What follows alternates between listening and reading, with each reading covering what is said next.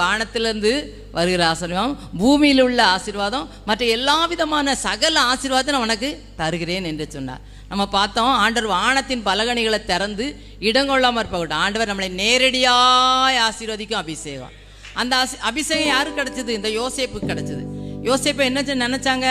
யோசேப்பு சொப்பனக்காரன்னு சொல்லி நிந்திச்சாங்க, அவமதிச்சாங்க, தூக்கி அவனை குழியில போட்டாங்க. அப்பாட்ட போய் நாடகம் ட்ராமா போட்டாங்க. அவனை ஒரு துஷ்ட மிருகம் என்ன செஞ்சு கொண்டு போட்டு இதான் அவன் ட்ரெஸ்ஸாக பாருங்கன்னு சொல்லி பண்ணாங்க. அவனை மீதியான்கிட்ட விற்று போட்டாங்க. அங்கே போய் அவர் அடிமையாக வைக்கப்பட்டார். அங்கே செய்யாத குற்றத்துக்காக சிறைச்சாலையில் அடைக்கப்பட்டார். ஆனால் ஆண்டவர் அவரை உயர வானத்திலிருந்து வரும் ஆசீர்வாதத்தினாலும் பூமிக்குரிய ஆசீர்வாதத்தினாலும் ஆசீர்வதித்தார். அல்லேலூயா.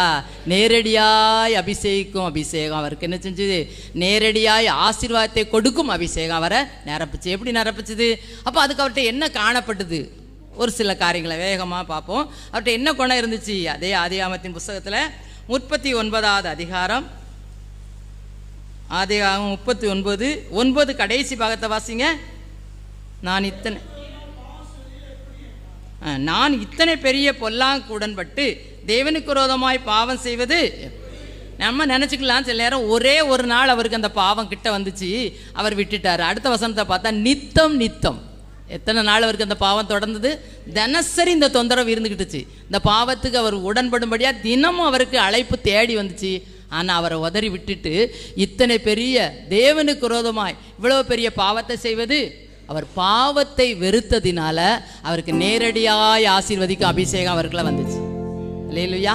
இங்கே வந்திருக்கிற நீங்களும் நானும் இந்த அபிஷேகத்தோட இந்த ஆசீர்வாதத்தோட இந்த ஆண்டு வாழணும்னா பாவத்தை என்ன செய்யணும்?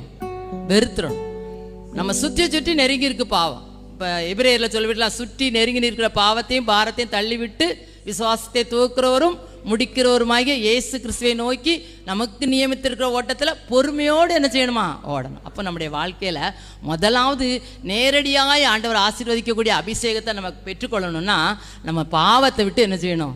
பாவத்தை வெறுத்து பாவத்தை விட்டு விலகி என்ன செய்யணும்? ஓடணும். அடுத்தது இந்த யோசேப்பிட்ட என்ன காணப்பட்டது அப்படின்னு பார்த்தா, இந்த ஆதியாகமத்தின் புஸ்தகம் 41ஆம் அதிகாரம், ஆதியாகமம் 41:18 வசனத்தை வாசிங்க. 16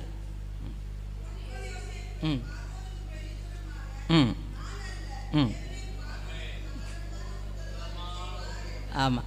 வானத்தை பலகணியை திறந்து ஆண்டவர் அவரை நேரடியாக ஆசீர்வாதிச்சாருலாம் சும்மா இல்லை. முதல்ல பாவத்தெல்லாம் வெறுத்து ஓடிட்டார். இதில் சொல்கிறாரு, கூட்டிக் கொண்டு இவர் சிறைச்சாலையில் அடைக்கப்பட்டிருக்காரு. அங்கே சுயம்பாய்க்கும்